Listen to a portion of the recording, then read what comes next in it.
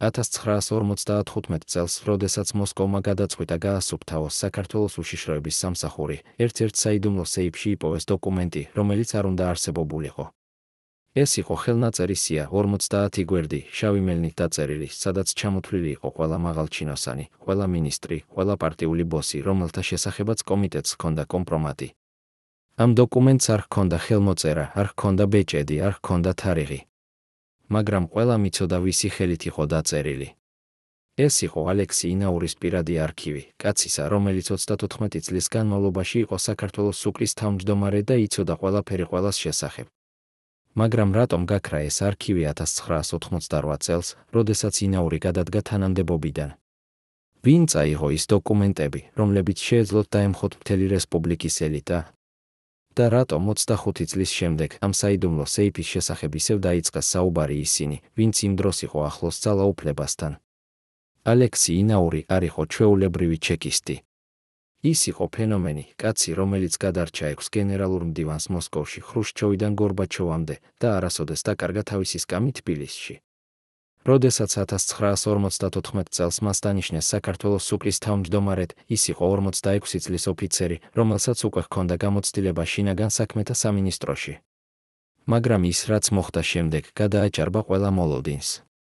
ინაური არ იყო პოლიტიკოსი, არ უყვარდა ბანკეტები, არ ეძებდა პოპულარობას.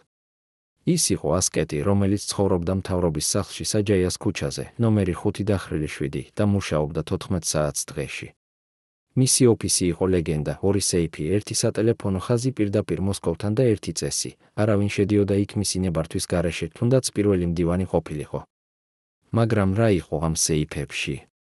ყოფილი თანამშრომლები ამბობენ, რომ ინაურის არქივი იყო უფრო ძლიერი იარაღი, ვიდრე ნებისმიერი ტანკი თუ ჯარი. იქ იყო ფოტოები, აუდიო ჩანაწერები, ფინანსური დოკუმენტები, ჩვენებები, ყველაფერი, რაც შეეძლო გამოეყენებინა ნებისმიერი ადამიანის წინააღმდეგ. როდესაც 1970-იან წლებში საქართველო იხრჩობოდა კორუფციაში, როდესაც ყველა მინისტრი იღებდა ქრთამს, როდესაც ქარხნების დირექტორები ყიდნენ სახელმწიფო ქონებას, ინაური ჩუმად აგროვებდა მტკიცებულებებს. ის არ აჩქარებდა.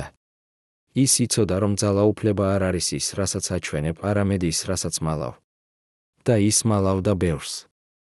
ერთ-ერთი ყოფილი სუკრის ოფიცერი, რომელიც დღეს ცხოვრობს თბილისში და ითხოვს ანონიმურობას, იხსენებს, ინაურს ჰქონდა სისტემა. ყოველ ორშაბათს ის იღებდა ანგარიშებს ყველა რაიონიდან. არა მხოლოდ პოლიტიკურ საქმეებზე, არამედ ყველაფერზე, ვინ შეხვდავის, ვინ იყიდა რა, ვინ თქვა რა სუფრაზე. ის აგროვებდა ინფორმაციას, როგორც სხვები აგროვებენ მარკებს. და როდესაც მოსკოვს სჭირდებოდა რაიმე, ის უბრალოდ ხსნიდა სეიფს და იღებდა საჭირო საქმეს. მაგრამ რატომ? რატომ უნდოდა ერთ კაცს ამდენი ძალაუფლება? და რატომ, როდესაც ყველაფერი დასრულდა, ეს არქივი უბრალოდ გაქრა? პირველად 25 წლის განმავლობაში, კაცი, რომელიც პასუხისმგებელი იყო ინაურის პირად უსაფრთხოებაზე 1970-იან და 90-იან წლებში ეთანხმება ისაუბროს კამერის წინ. ის, რასაც ის გვიამბობს ინაურის ბოლო წლების შესახებ, შეცვლის ყველაფერს, რასაც ფიქრობთ, რომ იცით ამ კაცის შესახებ. 1986 წლიდან, როდესაც გორბაჩოვმა დაიწყო პერესტროიკა, ინაური შეიცვალა, ამბობს ის, ხელები ისე უცახცახებს 30 წლის შემდეგაც. ის ყოველთვის იყო კონტროლირებული, მაგრამ მაშინ დაიწყო ყოველი ჩრდილის შეშფოთება. ის იწყებდა შემოწმებას, ვინ შემოდიოდა შენობაში, ვინ ტოვებდა, რა მანქანები იდგნენ ქუჩაში. ერთხელ ღამის 2 საათზე მან გამაღვიძა და მითხრა, შეამოწმე სარდაფი. მე ჩავედი და ვნახე, რომ ის ქაღალდებს წვავდა. არა ჩვეულებრივ დოკუმენტებს, არამედ რაღაცას, რაც ჰქონდა წითელ საქაღალდეებში. მან არასოდეს მითხრა, რა იყო ეს. ეს მოწმობა ხსნის ერთ-ერთ უდიდეს საიდუმლოებას, რატომ გადადგა ინაური 1988 წელს, ზუსტად მაშინ, როდესაც საბჭოთა კავშირი იწყებდა ნგრევას. ოფიციალური ვერსია ამბობს, რომ ის წავიდა ასაკის გამო, მას იყო 80 წელი. მაგრამ ისინი, ვინც იყო მის გვერდით, ამბობენ სხვა ისტორიას. ინაური არასოდეს არ იყო კაცი, რომელიც დაიხევდა ზეწოლის ქვეშ, აგრძელებს ყოფილი მცველი. მაგრამ 1987 წელს, როდესაც თბილისში დაიწყო დემონსტრაციები, როდესაც ხალხი ქუჩებში გამოდიოდა და ყვიროდა დამოუკიდებლობის შესახებ, მან იცოდა, რომ ეს იყო დასასრული. არა მხოლოდ მისი, არამედ მთელი სისტემის, რომელსაც ის ემსახურებოდა. მაგრამ რა მოხდა იმ ბოლო თვეებში? რატომ იწყებდა ინაური არქივის განადგურებას? და რატომ, როდესაც ის საბოლოოდ დატოვა თავის ოფისს, მისი სეიფები იყო ცარიელი. ყოფილი თანამშრომლები ამბობენ, რომ ინაურს ჰქონდა გეგმა. ის არ იყო სულელი, ამბობს ერთ-ერთი მათგანი. ის იცოდა, რომ თუ ეს დოკუმენტები ჩავარდებოდა არასწორ ხელებში, ეს იქნებოდა კატასტროფა. არა მხოლოდ მისთვის, არამედ ასობით ადამიანისთვის, რომელთა სახელებიც იყო იმ საქმეებში. ზოგიერთი ამბობს, რომ მან ნაწილი გაგზავნა მოსკოვში, ზოგიერთი, რომ დაწვა, ზოგიერთი კი, რომ დამალა ადგილას, სადაც არავინ იპოვიდა. 1988 წლის გაზაფხულზე, როდესაც ინაური ოფიციალურად გადადგა, საქართველო იყო ქაოსში. 9 აპრილის ტრაგედია, როდესაც საბჭოთა ჯარებმა დაარბიეს მშვიდობიანი დემონსტრანტები რუსთაველის გამზირზე, მოხდა მხოლოდ რამდენიმე თვის შემდეგ. ზოგიერთი ისტორიკოსი ამბობს, რომ ინაურმა იცოდა ამის შესახებ წინასწარ. რომ მას ჰქონდა ინფორმაცია იმის შესახებ, რომ მოსკოვი გეგმავდა ძალის გამოყენებას. მაგრამ ის არაფერი თქვა. ის უბრალოდ წავიდა, წაიღო თავისი საიდუმლოებები და გაქრა საზოგადოების თვალიდან. მაგრამ რატომ? რატომ არ გააფრთხილა არავინ? რატომ არ გამოიყენა თავისი ძალაუფლება იმისთვის, რომ შეეჩერებინა ის, რაც მოხდა? ეს კითხვები დღესაც რჩება უპასუხოდ. ერთი კვირით ადრე, ვიდრე ინაური გადადგებოდა თანამდებობიდან, მას ჰქონდა საიდუმლო შეხვედრა, რომელიც არ გამოჩნდა არც ერთ ოფიციალურ ოკში. უცხოელი ემისარი ჩამოფრინდა ღამით, გაატარა 1 საათი საპრეზიდენტო ოფისში და წავიდა მისალმების გარეშე. მოწმეები ამბობენ, რომ ამ საუბრის შემდეგ ინაური გამოვიდა ოფისიდან თეთრი როგორც ქაღალდი. რა ეთქვა მას იმ ღამეს? შესთავაზეს თუ არა მას ემიგრაცია, თუ წაუკითხეს სასიკვდილო განაჩენი. ვინ იყო ეს კაცი, KGB-ის აგენტი, CIA-ის მოციქული, თუ ვინმე ბევრად უფრო ძლიერი? ეს შეხვედრა არის ერთ-ერთი ყველაზე დიდი საიდუმლოება ინაურის ბიოგრაფიაში და დღეს, პირველად, ჩვენ გვაქვს ინფორმაცია იმის შესახებ, რა შეიძლება მოხდა იმ ღამეს. ყოფილი სუკრის ოფიცერი, რომელიც იმ დროს მუშაობდა ინაურის აპარატში, იხსენებს, იმ ღამეს ყველაფერი იყო უჩვეულო. ჩვენ მივიღეთ ბრძანება, არავინ უნდა მიახლოვებულიყო მეორე სართულს. არც დამლაგებლები, არც მძღოლები, არც თუნდაც სხვა ოფიცრები. მე ვიდექი დერეფანში და ვნახე, როგორ შევიდა ერთი კაცი, მაღალი, შავი პალტოთის სათვალეებით.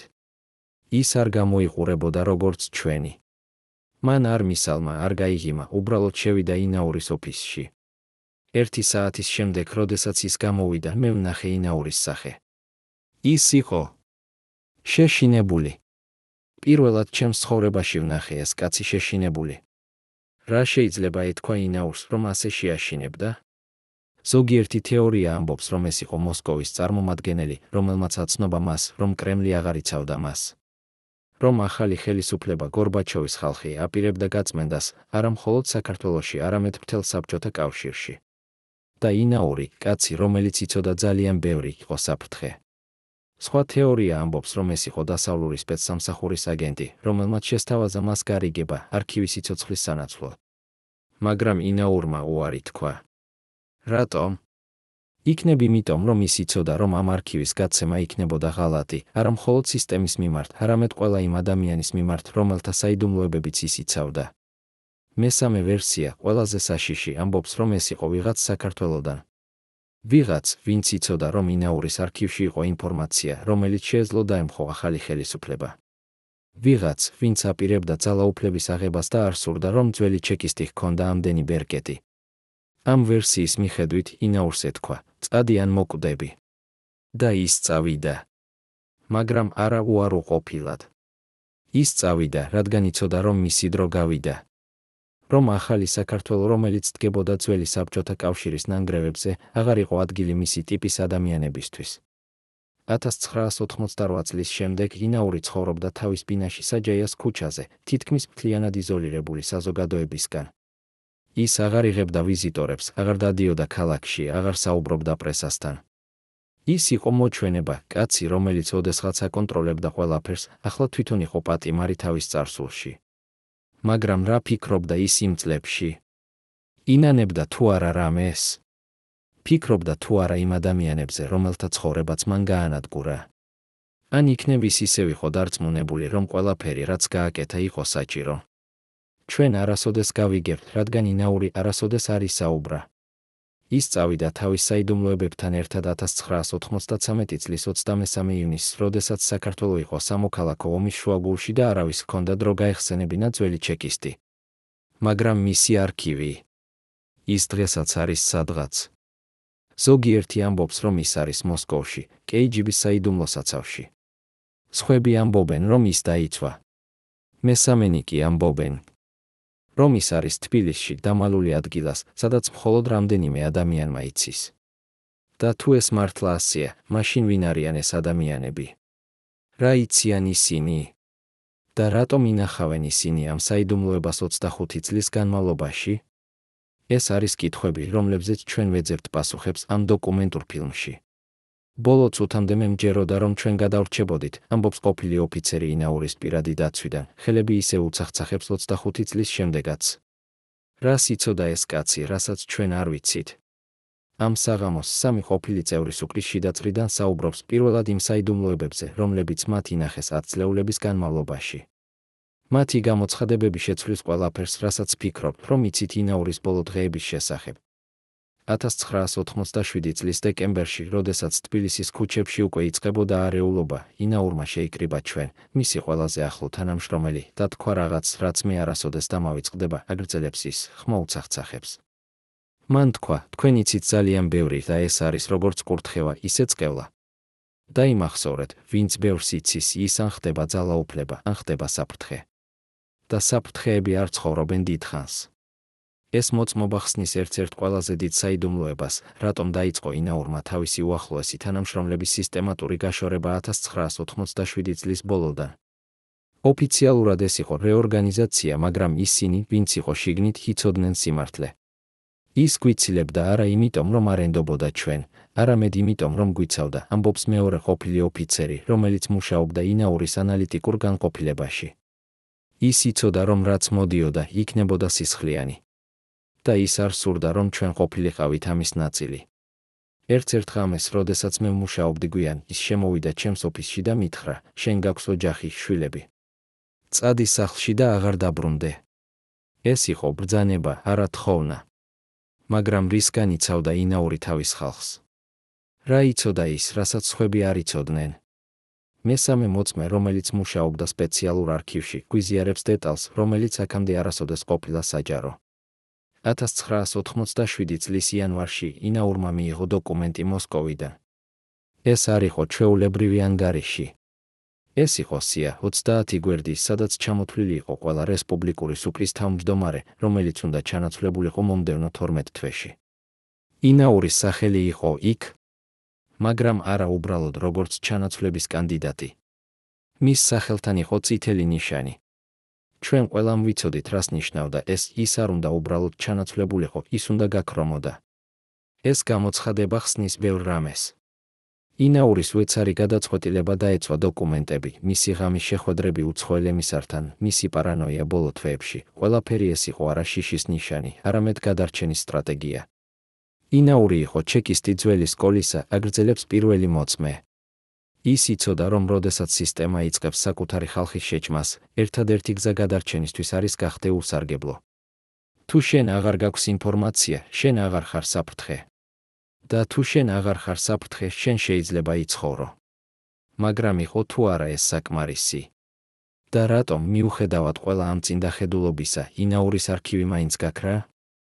ვინ იყო ის, ვინც საბოლოოდ წაიღო ის დოკუმენტები, რომლებიც შეეძლოთ დაემხოთ მთელი რესპუბლიკის ელიტა? წარმოიდგინეთ, რომ ინაურს ჰქონდა არა მხოლოდ პოლიტიკური საიდუმლოებები, არამედ რაღაც ბევრად უფრო პირადი და საშიში. მისი პირადი ექიმის სამედიცინო ჩანაწერები, რომლებიც დღემდე ინახება სუკრის საიდუმლო არქივში, ავლენს ისტორიას, რომელიც შეცვლის ყველაფერს, რასაც ფიქრობთ ამ კაცის შესახებ. 1970-იანი წლების ბოლოდან ინაური იწყებს რეგულარულ ვიზიტებს სპეციალურ კლინიკაში, რომელიც არსებობდა მხოლოდ უმაღლესი ნომენკლატურისთვის. ეს კლინიკა არ იყო რეგისტრირებული არც ერთ ოფიციალურ დოკუმენტში, მაგრამ ყველა, ვინც მუშაობდა ხელისუფლების უმაღლეს წრეებში, იცოდა მისი არსებობის შესახებ. იქ მკურნალობდნენ არა ჩვეულებრივ ავადმყოფებს, არამედ იმ ადამიანებს, რომელთა ავადმყოფობა უნდა დარჩენილიყო სახელმწიფო საიდუმლოება. ყოფილი სამედიცინო პერსონალის წევრი, რომელიც მუშაობდა ამ კლინიკაში და ახლა ცხოვრობს საზღვარგარეთ, პირველად ეთანხმება ისაუბროს. ინაური მოდიოდა ყოველ 3 თვეში, ამბობს ის. ის ყოველთვის მოდიოდა ღამით, ყოველთვის ერთი და იგივე მძღოლით, ყოველთვის იგივე მარშრუტით. ჩვენ ვიღებდით მის სისხლს, ვაკეთებდით ანალიზებს, მაგრამ შედეგები არასოდეს ხვდებოდა ოფიციალურ ჩანაწერებში. ყველაფერი ინახებოდა ცალკე საქაღალდეში, რომელსაც ჰქონდა წითელი ბეჭედი და კოდი U0544. ეს იყო უმაღლესი დონის სეკრეტულობა. რას ავლენდა ეს ანალიზები? რა ავადმყოფობას მალავდა ინაური 10 წლეულების განმავლობაში? სამედიცინო დოკუმენტები, რომლებიც გაჟონა 1999 წელს, როდესაც კლინიკა დაიხურა, აჩვენებს შემაშფოთებელ სურათს. ინაურს ჰქონდა პროგრესირებადი ნევროლოგიური დაავადება, რომელიც იწყებოდა 1970-იან წლებში და თანდათან უარესდებოდა.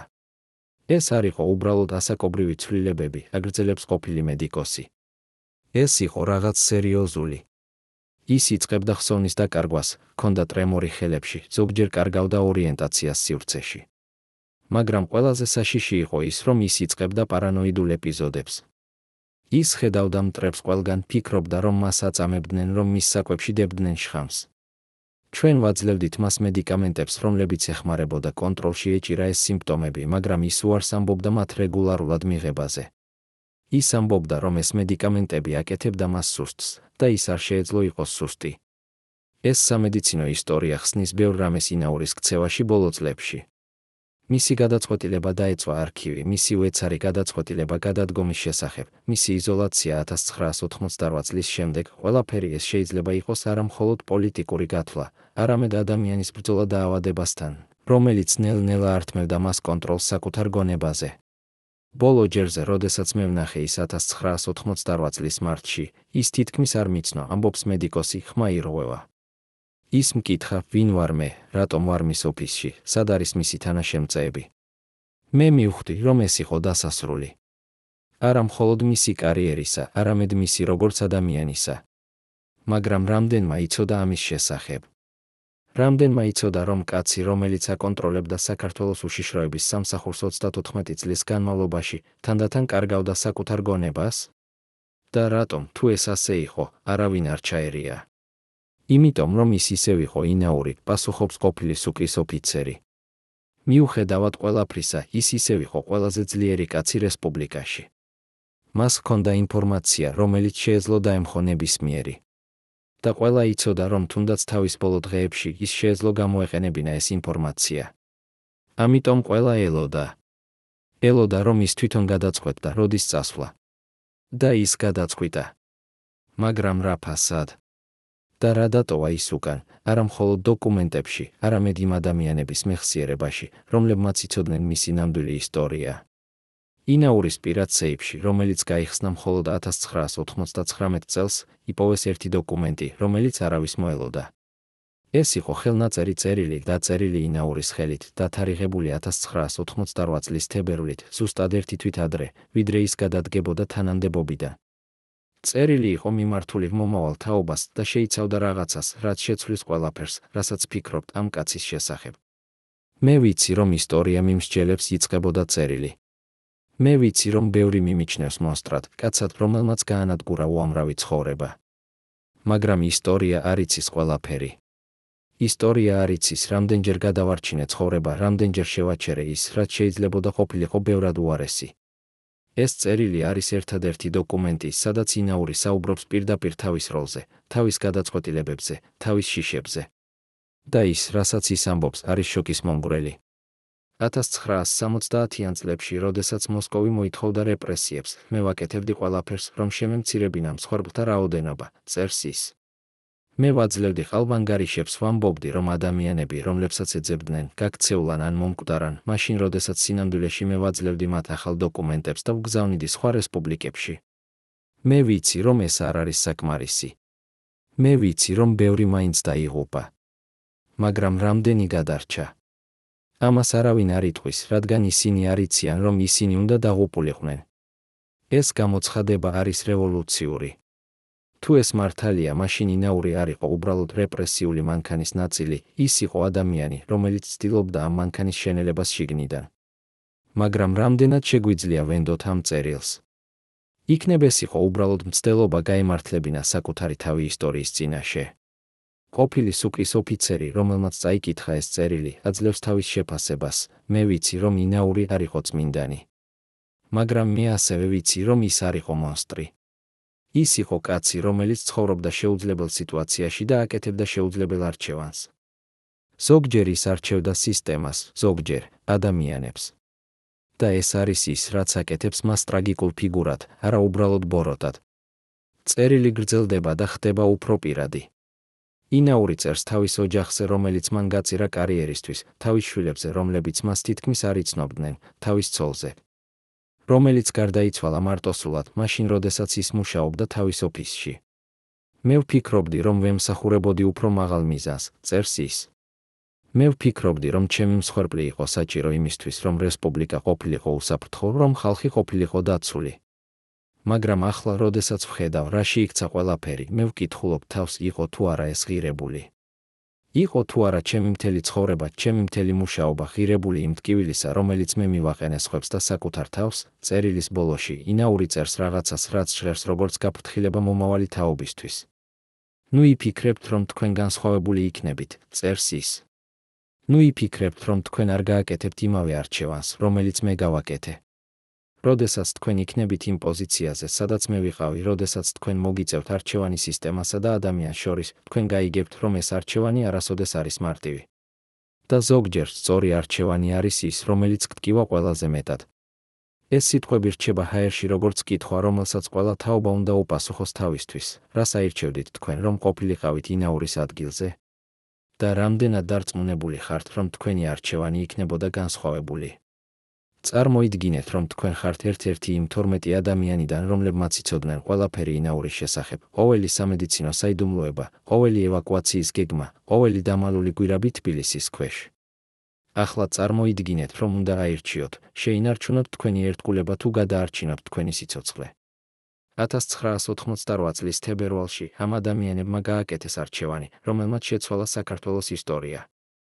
რამ აიძულა ისინი ღალატის ჩადონ თავიანთ უზენაეს ხელმძღვანელს?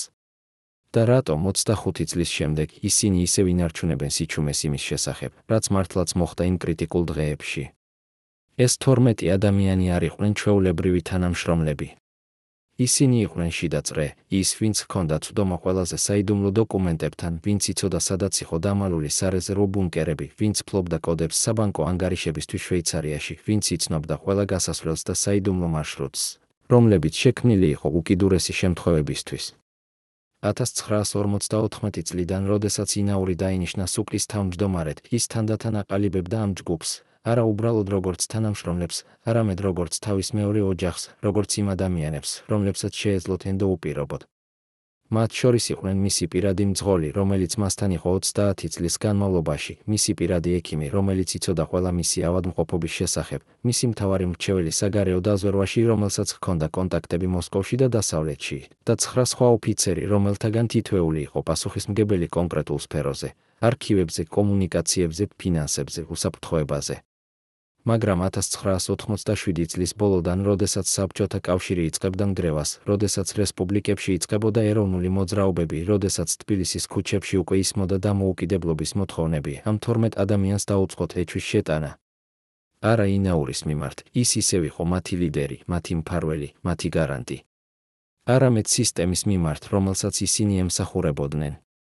ერთ-ერთი მათგანი, რომელიც დღეს ცხოვრობს თბილისის გარეუბანში და ითხოვს სრულ ანონიმურობას, იხსენებს, 1987 წლის დეკემბერში ჩვენ ვიყავით შეკრებილნი ინაურის კერძო რეზიდენციაში საჯაიას ქუჩაზე. ეს არ იყო ოფიციალური შეხვედრა. ეს იყო საოჯახო სადილი, როგორც ის ამბობდა. მაგრამ ჩვენ ყველამ ვიცოდით, რომ ეს იყო რაღაც სხვა.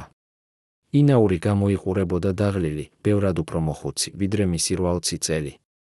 მან გითხრა, თქვენ ხართ ჩემი ოჯახი, თქვენ იცით ყველაფერი, რაც მე ვიცი, და ამიტომ თქვენ ხართ საფრთხეში. რაც მოდის, იქნება სისხლიანი. და მე არ შემიძლია დაგიცვათ ყველა. ეს სიტყვები იყო შოკი. პირველად მათი ცხოვრების განმავლობაში ინაური აღიარებდა, რომ ის აღარ იყო ყოვლისშემძლე, რომ მისი ძალაუფლება ქრებოდა, რომ სისტემა, რომელსაც ის ემსახურებოდა 34 წლის განმავლობაში, ინგრეოდა. მაგრამ რაც მოხდა შემდეგ, იყო კიდევ უფრო შოკისმომგვრელი. ინაურმა მისცა მათ არჩევანი. მან გითხრა, თქვენ შეგიძლიათ დარჩეთ ჩემთან ბოლომდე და ეს შეიძლება ნიშნავდეს თქვენს დასასრულსაც. ან შეგიძლიათ წახვიდეთ ახლავე და მე მოგცემთ ყველაფერს, რაც გჭირდებათ ახალი ცხოვრების დასაწყებად, ახალი დოკუმენტები, ფული, კონტაქტები სხვა რესპუბლიკებში. მაგრამ თუ წახვალთ, თქვენ უნდა დაივიწყოთ ყველაფერი, რაც იცით. თქვენ უნდა გახდეთ მოჩვენებები. ეს იყო არა მუქარა, არამედ შეთავაზება. ინაური აძლევდა მათ თავისუფლებას, მაგრამ ფასად სრული სიჩუმე. რამდენმა მიიღო ეს შეთავაზება? რამდენმა დატოვა ინაური იმ ღამეს? და რა მოვიდათ მათ, ვინც დარჩა? ყოფილი წევრი ამბობს, ჩვენგან 6-მა მიიღო მისი შეთავაზება. ისინი წავიდნენ იმავე ღამეს ზოგი რუსეთში, ზოგი უკრაინაში, ზოგი სომხეთში. ინაურმა მისცა მათ ყველაფერი, რაც დაპირდა. ჩვენ დანარჩენი 6 გადავწყვიტეთ დარჩენა. არა იმიტომ, რომ ვიყავით უფრო ერთგულები, არამედ იმიტომ, რომ ვფიქრობდით, რომ ჩვენ შეგვეძლო დაგვეხმარა მისთვის. ვფიქრობდით, რომ ჩვენ შეგვეძლო გადაგვერჩინა ის. მაგრამ ჩვენ ვწდებოდით. ის, რაც მოხდა შემდეგ, აჩვენა, რომ ინაური არ სჭირდებოდა გადარჩენა. ის სჭირდებოდა დასასრული. და ჩვენ, ვინც დავრჩით, გავხდით მოწმენი ამ დასასრულისა. რა იყო ეს დასასრული? რა მოხდა იმ 6 ადამიანთან, რომლებმაც აირჩიეს დარჩენა ინაურთან ბოლომდე? და რატომ დღემდე ისინი უარს ამბობენ ისაუბრონ იმაზე, რაც მოხდა 1988 წლის მარტსა და აპრილში, იმ კრიტიკულ თვეებში, როდესაც ინაური საბოლოოდ დატოვა თავისი თანამდებობა და გაქრა საზოგადოების თვალიდან. ეს არის საიდუმლოება, რომელიც ისევ ელოდება თავის გამჟღავნებას. სუკის მთავარ შენობაში თბილისში, სადაც ინაური მუშაობდა 34 წლის განმავლობაში, არსებობდა ადგილი, რომელზეც თუნდაც უმაღლესი ოფიცრები საუბრობდნენ ჩურჩულით. ეს იყო სპეციალური არქივი, 2 დიდი ოთახი მესამე სართულის ბოლოში, სადაც ინახებოდა დოკუმენტები, რომლებიც არასოდეს უნდა ყოფილიყო დაწერილი. არა ჩვეულებრივი საქმეები, არა რუტინული ანგარიშები, არამედ რაღაც სხვა ის დოკუმენტები, რომლებიც ქმნიდნენ ნამდვილ ძალაუფლებას. ფოტოები, რომლებიც არასოდეს უნდა გადაღებულიყო. აუდიო ჩანაწერები საიდუმლო შეხვედრებიდან. ფინანსური დოკუმენტები, რომლებიც ამხელდნენ კორუფციის სქემებს უმაღლეს დონეზე. ჩვენებები, რომლებიც მიღებული იყო არაოფიციალურად, არამედ იმ გზით, რომელზეც არავინ საუბრობდა ხმამაღლა. ამ არქივზე ჭვდომა ჰქონდა მხოლოდ 3 ადამიანს, თავად ინაურს, მის მთავარ მრჩეველს და ერთ სპეციალურ არქივარიუსს, რომელიც მუშაობდა იქ 1970-იანი წლებიდან. ეს არქივარიუსი, ხალი, რომელსაც ყველა იცნობდა მხოლოდ როგორც ნინო ალექსანდრეს ასულს, იყო ლეგენდა. ამბობდნენ, რომ მას ჰქონდა ფოტოგრაფიული მეხსიერება, რომ მას შეეძლო გაეხსენებინა ყველა დოკუმენტი, რომელიც ოდესმე გაიარა მისი ხელებით, რომ მას იცოდა სადაც იყო ყველაფერი და ყველას შესახებ. ინაური ენდობოდა მას უპირობოდ, ის იყო ერთ-ერთი იმ 6 ადამიანიდან, რომლებმაც დარჩნენ მასთან ბოლომდე. და ახლა, პირველად 25 წლის განმავლობაში, მისი ქალიშვილი, რომელიც იმ დროს იყო ახალგაზრდა ოფიცერის უკრში, ეთანხმება ისაუბროს თავისი დედის შესახებ და იმ საიდუმლოებებზე, რომლებიც მან წაიღო საფლავში. დედაჩემი არასოდეს საუბრობდა თავის მუშაობაზე, იწყებს ის, ხელებში ჭერს ძველ ფოტოს, სადაც ნინო ალექსანდრეს ასული დგას ინაურის გვერდით რაღაც ოფიციალურ ღონისძიებაზე. მაგრამ 1988 წლის მარტში, ერთ ღამეს, როდესაც ის დაბრუნდა სახლში, მე ვნახე, რომ ის ტიროდა. ეს იყო პირველი და ბოლო ჯერი, როდესაც მე ვნახე ჩემი დედა ტირილში. მე ვკითხე რა მოხდა და ის მითხრა, ჩვენ ვწვავთ ისტორიას. ჩვენ ვანადგურებთ მტკიცებულებებს, რომლებიც შეიძლება ეჩვენებინა მომავალ თაობებს სიმართლე. და ჩვენ ვაკეთებთ ამას არა იმიტომ, რომ გვინდა დავმალოთ დანაშაული, არამედ იმიტომ, რომ გვინდა დავიცვათ ადამიანები, რომლებიც ისედაც დაიღუპებიან, თუ ეს დოკუმენტები ჩავარდება არასწორ ხელებში. რას ნიშნავდა ეს? რა დოკუმენტებს წვავდნენ ისინი? ქალიშვილი აგრძელებს, დედაჩემმა მითხრა, რომ ინაურმა მისცა ბრძანება განადგურდეს ყველა დოკუმენტი, რომელიც შეიცავდა პირად ინფორმაციას ადამიანების შესახებ, რომლებიც არ იყვნენ პოლიტიკური ფიგურები. ყველა ფოტო, ყველა ჩანაწერი, ყველა ჩვენება, რომელიც შეეხებოდა ჩვეულებრივ მოქალაქეებს, ყველაფერი ეს უნდა გაქრომოდა. ინაური ამბობდა, ისინი არ იყვნენ ჩვენი მტრები, ისინი იყვნენ უბრალოდ ადამიანები, რომლებიც ცხოვრობდნენ თავიანთ ცხოვრებას და ჩვენ არ გვქონდა უფლება გადაგვექცია ისინი მარადიულ ეჭვმიტანილებად. მაგრამ პოლიტიკური დოსიეები, დოკუმენტები მინისტრებზე, პარტიულ ბოსებზე, უმაღლეს ოფიცრებზე, ეს იყო სხვა საქმე. ეს დოკუმენტები არ უნდა განადგურებულიყო. ისინი უნდა დაცულიყო, რადგან ისინი იყო ისტორია, მტკიცებულება იმისა, თუ როგორ მუშაობდა სისტემა. ეს გამოცხადება ხსნის ერთ-ერთ უდიდეს საიდუმლოებას, რატომ, როდესაც 1999 წელს გაიხსნა სუფრის არქივები, იქ იპოვეს ათასობით დოსიე პოლიტიკურ ფიგურებზე, მაგრამ თითქმის არაფერი ჩვეულებრივ მოქალაქეებზე. ბევრი ფიქრობდა, რომ ეს დოკუმენტები გატანილი იყო მოსკოვში ან გაყიდული იყო უცხოურ სპეცსამსახურებს. მაგრამ სიმართლე იყო უფრო მარტივი და უფრო ადამიანური. ინაურმა განადგურა ისინი, რადგან არ სურდა, რომ ჩვეულებრივი ადამიანები, რომლებმაც არაფერი ცუდი არ გააკეთეს, ყოფილიყვნენ მარადიულად დაბეჭდილნი. როგორც სუკის ინფორმატორები ან ეჭვმიტანილები. ეს იყო მისი ბოლო აქტი არა როგორც ჩეკისტისა, არამედ როგორც ადამიანისა, რომელიც ცდილობდა გაემართლებინა საკუთარი თავი ისტორიის წინაშე. მაგრამ სად არის ის დოკუმენტები, რომლებიც არ განადგურდა? სად არის პოლიტიკური დოსიეები, ფინანსური ჩანაწერები, აუდიო მასალები უმაღლესი ნომენკლატურის შესახებ? ქალიშვილი ამბობს, დედაჩემმა მითხრა, რომ ინაურმა გაყო ეს არქივი სამ ნაწილად. ერთი ნაწილი გაიგზავნა მოსკოვში, ეს იყო ოფიციალური ნაწილი, რომელიც კრემლს სჭირდებოდა. მეორე ნაწილი დარჩა თბილისში, სუკის ოფიციალურ არქივში, ეს იყო ის, რაც მოგვიანებით გახდა საჯარო. მაგრამ მესამე ნაწილი ყველაზე საიდუმლო და ყველაზე საშიში დოკუმენტები გაქრა. დედაჩემმა არ იცოდა სად წავიდა ისინი. მან მხოლოდ იცოდა, რომ ინაურმა პირადად წაიღო ისინი ერთ ღამეს, ჩაალაგა ორ დიდ ყუთში და გაიტანა შენობიდან. ეს იყო 1988 წლის თებერვლის ბოლო, ზუსტად 2 კვირით ადრე, ვიდრე ის გადადგებოდა თანამდებობიდან. სად წაიღო ინაურმა ეს ყუთები? რა იყო მათში? და არსებობს თუ არა ისინი დღესაც დამალული სადმე თბილისში ელოდებიან თავიანთ აღმოჩენას? ეს არის კითხვები, რომლებზეც ჩვენ ვეძებთ პასუხებს, მაგრამ ყოველი ახალი მოწმობა მხოლოდ ღრმავებს საიდუმლოებას, ნაცვლად იმისა, რომ გაანათოს იგი. ინაურის პირადი რეზიდენციის ქვეშ საჯაიას ქუჩაზე, სადაც ის ცხოვრობდა 1950-იანი წლებიდან, არსებობდა რაღაც, რაზეც თუნდაც მისი უახლოესი თანამშრომლები არ იცოდნენ. ეს იყო საიდუმლო სარდაფი, არა უბრალოდ საცავი, არამედ მთელი სისტემა ოთახებისა და გვირაბებისა, რომელიც აშენებული იყო 1970-იან წლებში, როდესაც ცივი ომი იყო თავის პიკზე და საბჭოთა ხელმძღვანელობა ემზადებოდა ბირთვული ომისთვის. ეს სარდაფი არ იყო მითითებული არც ერთ ოფიციალურ გეგმაზე, არ იყო რეგისტრირებული არც ერთ სამშენებლო დოკუმენტში. მისი არსებობის შესახებ იცოდა მხოლოდ რამდენიმე ადამიანი, თავად ინაური, არქიტექტორი, რომელმაც დააპროექტა იგი და რომელიც გარდაიცვალა 1975 წელს საეჭვო გარემოებებში და ორი მშენებელი, რომლებიც გაიგზავნეს სიბირში დაუყოვნებლივ მუშაობის დასრულების შემდეგ. ამ სარდაფის შესახებ პირველად საუბარი დაიწყო 1999 წელს, როდესაც ახალმა მფლობელებმა, რომლებმაც იყიდეს შენობა ინაურის გარდაცვალების შემდეგ, აღმოაჩინეს უჩვეულო რამ, ერთ-ერთ კედელში იყო დამალული კარი, რომელიც მიჰყავდა ქვევით. მაგრამ როდესაც ისინი სცადეს ამ კარის გახსნა, აღმოჩნდა, რომ ის იყო დალუქული არა ჩვეულებრივი საკეთით, არამედ სპეციალური მექანიზმით, რომელიც მოითხოვდა კოდს. ყველამ მცდელობა გახსნის და არუია ეს მექანიზმი. საბოლოოდ, მფლობელებმა გადაწყვიტეს დატოვონ ეს კარი ხელშეუხებელი და უბრალოდ დაფარეს იგი ახალი კედლით. მაგრამ ჭორები გავრცელდა და მალე ყველა თბილისში საუბრობდა იმაზე, რომ ინაურის სახლის ქვეშ იყო საიდუმლო ბუნკერი, სადაც შესაძლოა ინახებოდა ის დაკარგული არქივი. ერთ-ერთი ყოფილი მშენებელი, რომელიც მუშაობდა სხვადასხვა სამთავრობო შენობებზე საბჭოთა პერიოდში და ახლა ცხოვრობს პენსიაზე, იხსენებს, 1970-იან წლებში ჩვენ ვაშენებდით ბევრ საიდუმლო ობიექტს თბილისში. ბუნკერები, გვირაბები, სარეზერვო კომუნიკაციები, ყველაფერი ეს იყო ნაწილი დიდი სისტემისა, რომელიც უნდა უზრუნველყოფილიყო ხელისუფლების გადარჩენა ომის შემთხვევაში. მაგრამ ერთი პროექტი იყო განსაკუთრებული. ჩვენ მოგვიწოდეს ღამით, მოგცეს სპეციალური პროპუსკები და მიგვიყვანეს ერთ სახლში საჯაიას ქუჩაზე. იქ ჩვენ უნდა გაგვეკეთებინა რაღაც, რაზეც არავინ უნდა გაეგო. ჩვენ მუშაობდით მხოლოდ ღამით, ყოველთვის იყო დაცვა გარშემო და ყველა მასალა მოჰქონდათ დალუქულ ფურგონებში. ჩვენ ვაშენებდით სარდაფს, მაგრამ არა ჩვეულებრივს, ეს იყო რაღაც, რაც უნდა გაძლებოდა ბირთვულ დარტყმას.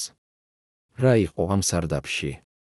რატომ იყო ის აშენებული ასეთი სიფრთხილით და საიდუმლოებით? მშენებელი აგრძელებს, ჩვენ ვაშენებდით 3 ოთახს. პირველი იყო მცირე, თითქმის როგორც საპატიმრო კამერა, სადაც იყო მხოლოდ ლოგინი, მაგიდა და სეიფი კედელში. მეორე იყო უფრო დიდი, სადაც იყო თაროები კედლებზე, ცხადია, წიგნებისთვის ან დოკუმენტებისთვის. მესამე იყო ყველაზე საინტერესო, ეს იყო ოთახი სპეციალური აპარატურით, რომელიც, როგორც ჩვენ გვითხრეს, იყო კომუნიკაციის სისტემა. იქ იყო რადიო, სატელეფონო აპარატები, რაღაც, რაც გამოიყურებოდა როგორც შიფრატორი. ყველაფერი ეს იყო დაკავშირებული კაბელებით, რომლებიც მიდიოდა ქვევით, ღრმად მიწის ქვეშ.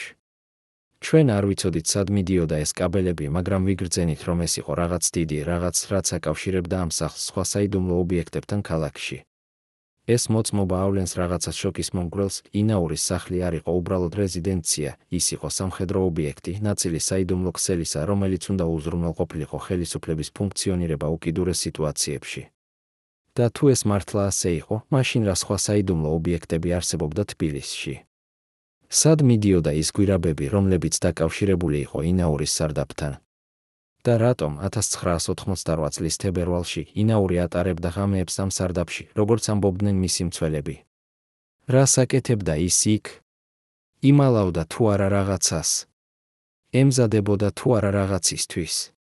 ან იქნებ ის უბრალოდ ეძებდა თავშესაფარს, არა ფიზიკურ, არამედ ფსიქოლოგიურს ადგილს, სადაც მას შეეძლო დარჩენა მარტო თავის აზრებთან, თავის მეხსიერებასთან, თავის შიშებთან. დღეს 25 წლის შემდეგ ეს სარდაფი ისევ არის დალუქული, დამალული ახალი კედლის უკან, ელოდება იმ დღეს, როდესაც ვინმე იპოვის კოდს ან გადაწყვეტს დაარღვიოს კარი ძალით. მაგრამ რა იპოვიან ისინი იქ? ცარიელ ოთახებს, სადაც ოდესღაც იყო ინაურის საიდუმლოებები.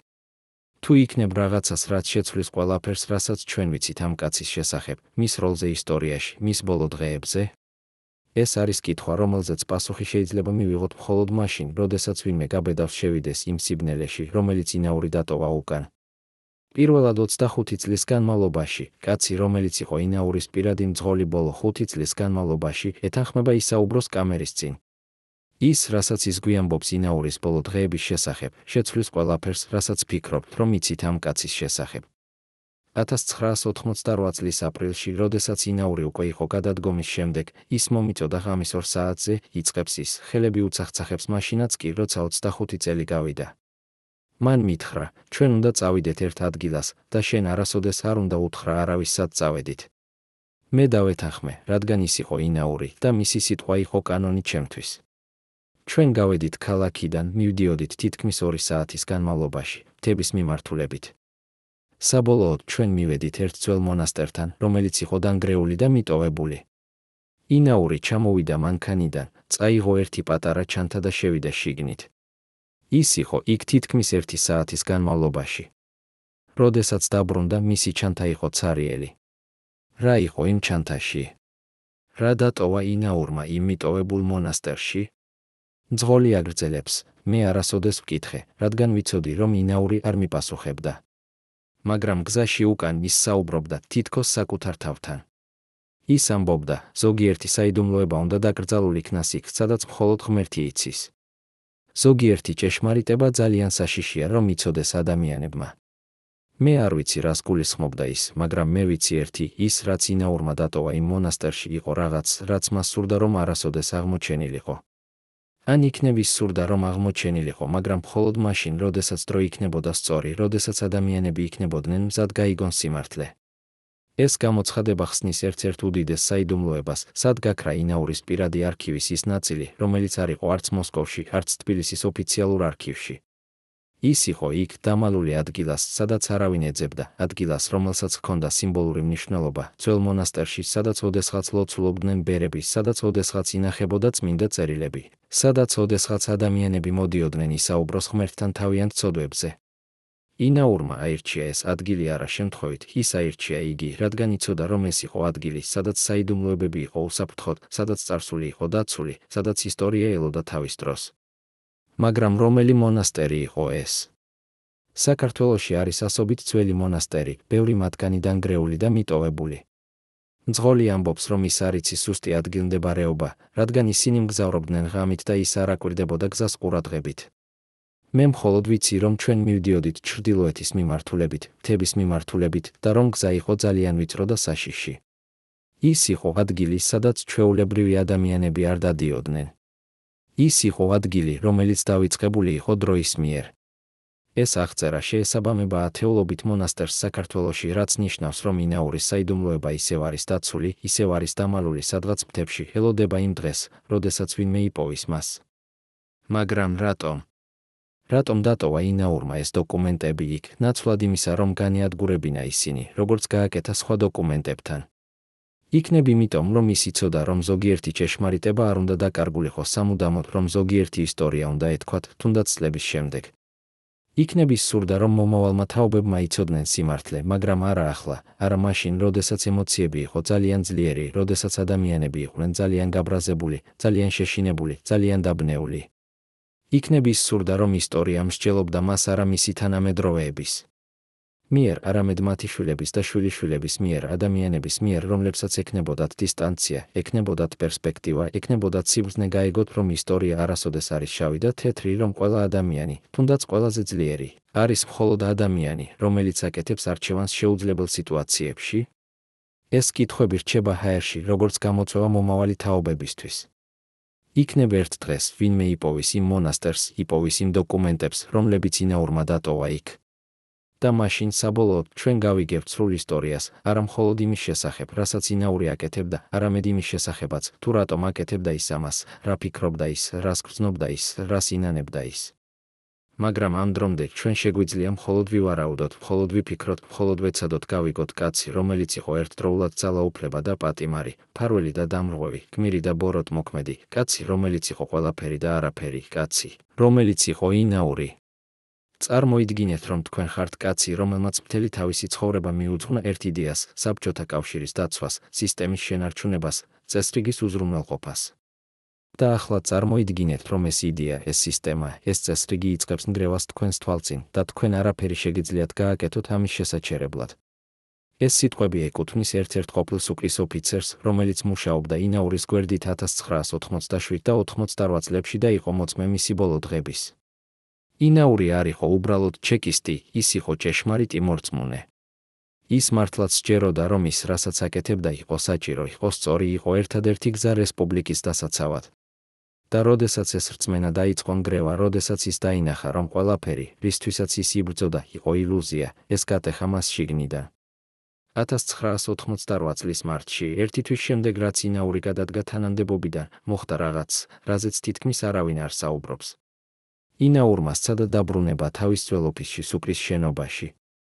არა როგორც თავმჯდომარე, არამედ როგორც ვიზიტორი, როგორც კაცი, რომელსაც უბრალოდ სურდა ნახვა ის ადგილი, სადაც მან გაატარა 34 წელი თავისი ცხოვრებიდან. მაგრამ მას არ მისცეს ნებართვა შესვლის. ახალმა თავმჯდომარემ, რომელიც ჩაანაცვლა ინაური, გამოსცა ბრძანება, ინაური აღარ იყო კეთილსურვილი ამ შენობაში. ის იყო წარსული და წარსულს არ ჰქონდა ადგილი ახალ საქართველოში, რომელიც იბადებოდა ძველი საბჭოთა კავშირის ნანგრევებზე. ყოფილი ოფიცერი, რომელიც იყო იქ იმ დღეს იხსენებს, მე ვნახე ინაური დგას შენობის წინ, უყურებს ფანჯრებს, სადაც ოდესღაც იყო მისი ოფისი. ის გამოიყურებოდა დაკარგული, როგორც ბავშვი, რომელიც დაკარგა თავისი სახლი.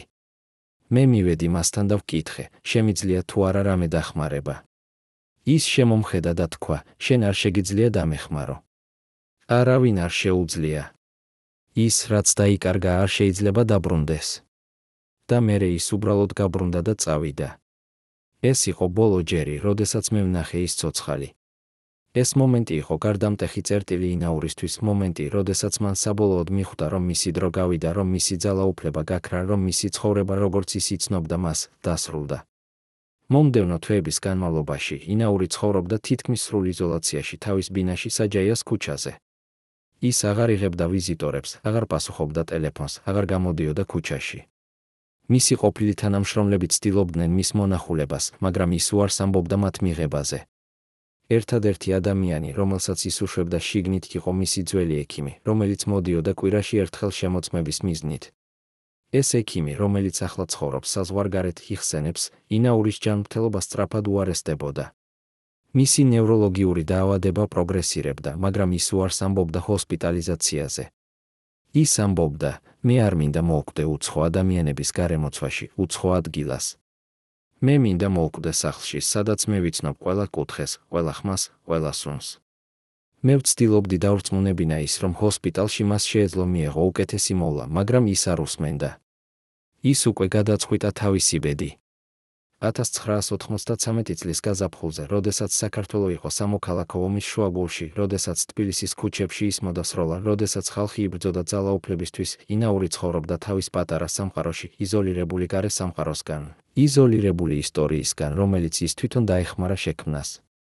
ის ატარებდა დღეებს თავის ბიბლიოთეკაში, კითხულობდა წიგნებს, რომლებიც მან აგროვა მთელი თავისი ცხოვრების განმავლობაში, წიგნებს ისტორიის შესახებ, ფილოსოფიის შესახებ, რელიგიის შესახებ.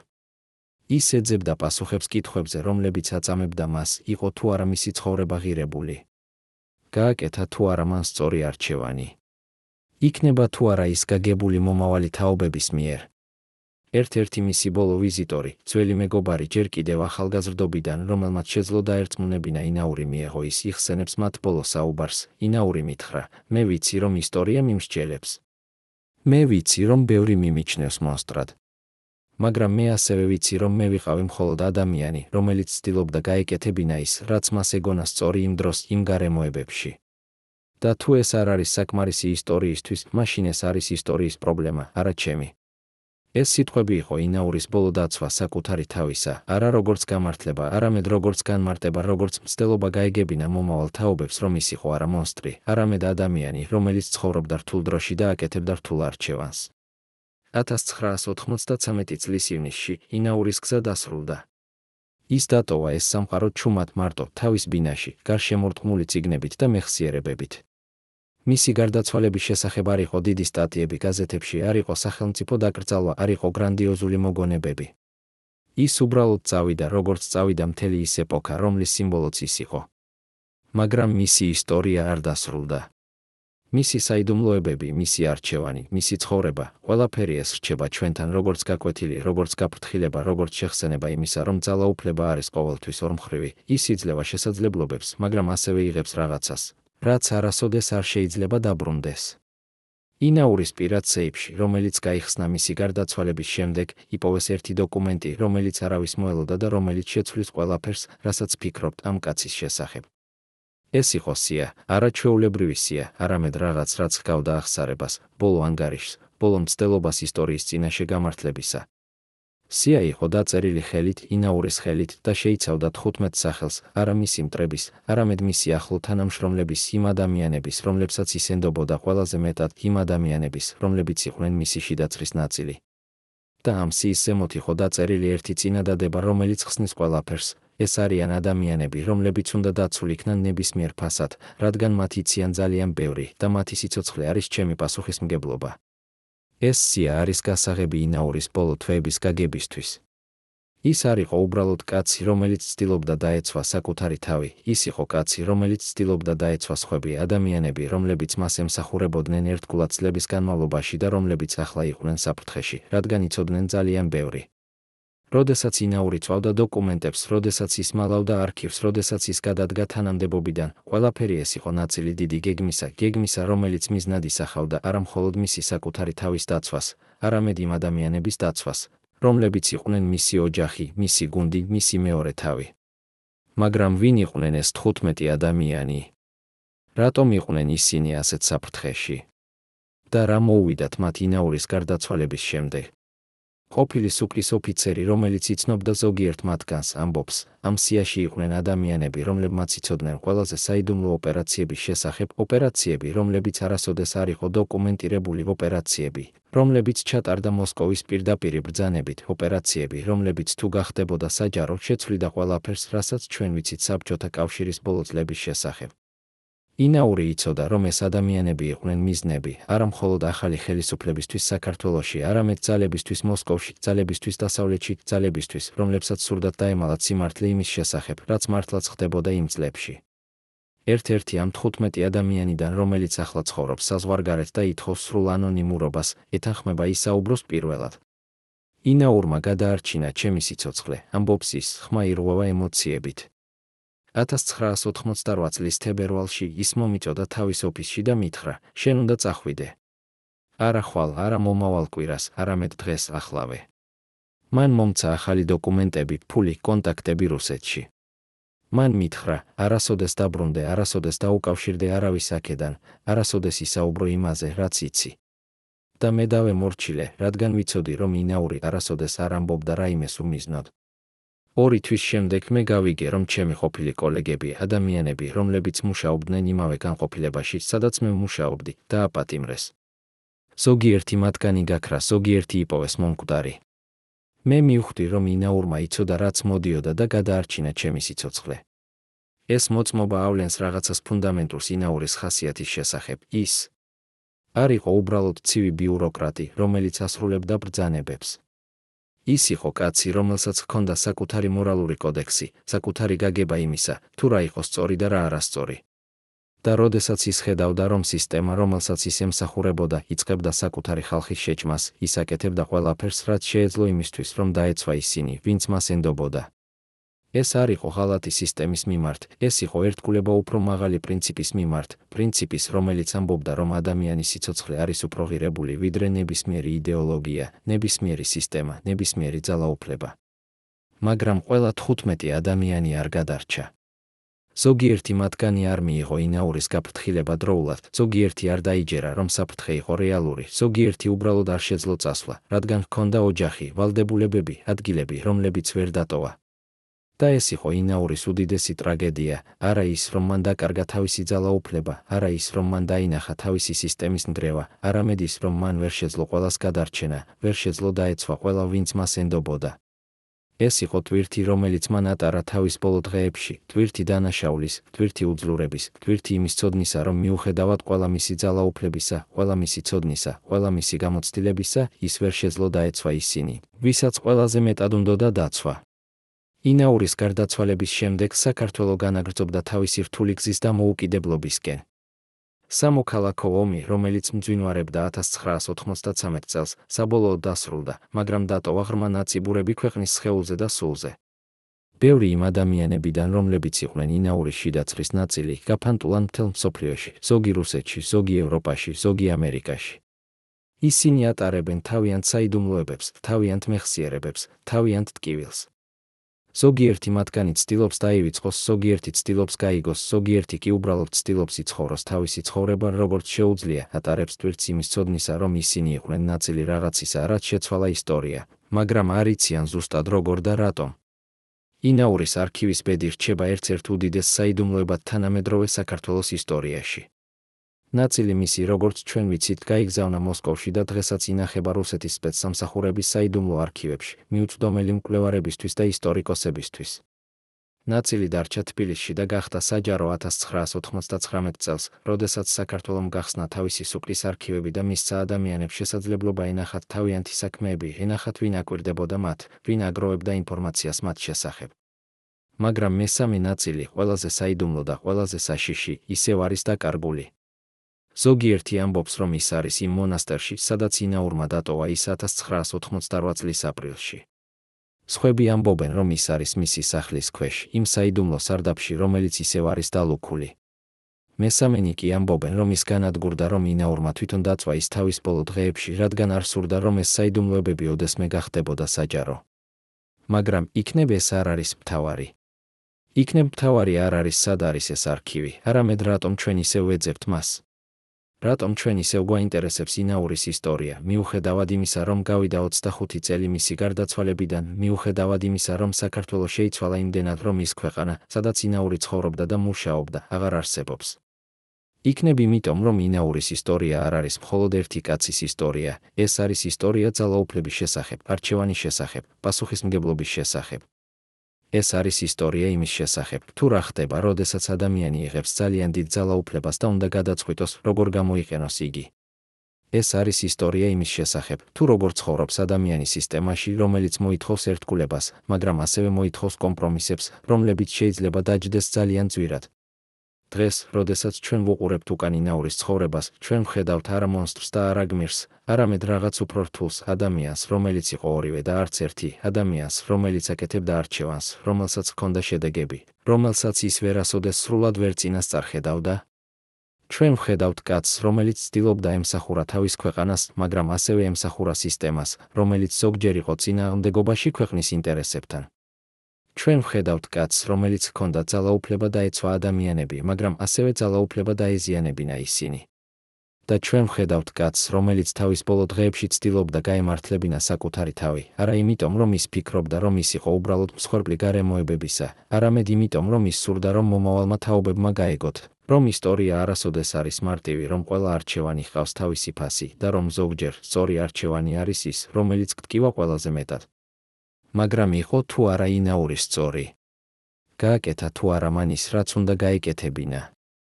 ეს არის კითხვა, რომელზეც არ არსებობს ერთი პასუხი. ზოგიერთი ამბობს, რომ ის იყო გმირი, რომელმაც გადაარჩინა ათასობით ადამიანი თავისი ფარული ქმედებებით, თავისი უარით გაეტანა ყველა ბრძანება მოსკოვიდან, თავისი მცდელობით შეენელებინა რეპრესიული მანქანა შიგნიდან.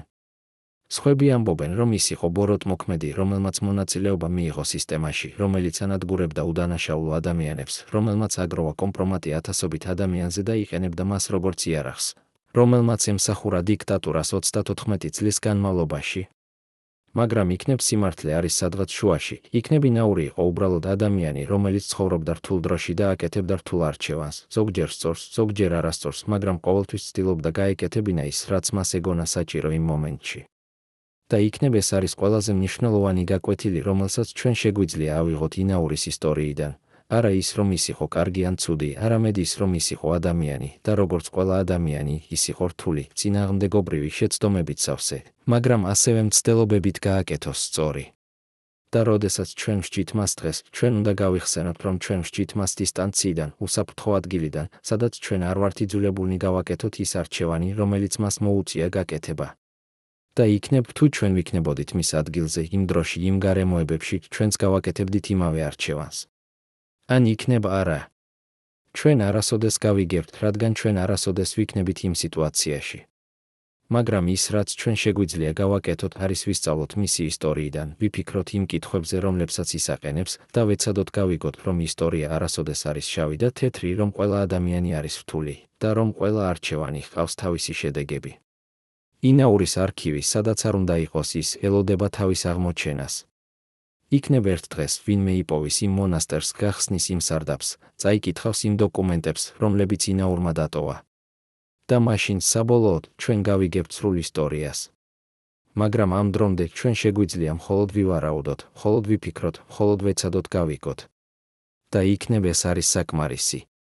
იქნებ ზოგიერთი საიდუმლოება უნდა დარჩეს საიდუმლოებად, ზოგიერთი ისტორია უნდა დარჩეს დაუმთავრებელი, ზოგიერთი კითხვა უნდა დარჩეს უპასუხოდ. რადგან ზოგჯერ ის, რასაც ჩვენ არ ვიცით, არის ისეთივე მნიშვნელოვანი, როგორც ის, რასაც ვიცით. ზოგჯერ საიდუმლოება არის ის, რაც აკავშირებს ჩვენ წარსულთან, რაც აიძულებს ჩვენ ვიფიქროთ, რაც აიძულებს ჩვენ ვეძებოთ, რაც აიძულებს ჩვენ ვიყოთ ადამიანები, რომლებიც არ ეთანხმებიან მარტივ პასუხებს, არამედ ეძებენ რთულ ჭეშმარიტებებს. პატივცემულო მაყურებლებო, თუ თქვენ ნახეთ ეს ტრაგიკული ისტორია ბოლომდე, დაწერეთ კომენტარებში, რომელი ქალაქიდან ხართ. ჩვენთვის მნიშვნელოვანია ვიცოდეთ, სად ახსოვთ ისევ ალექსი ინაური. და გამოიწერეთ არხი, რომ არ გამოგრჩეთ ჭეშმარიტება ისტორიის იდოლების შესახებ.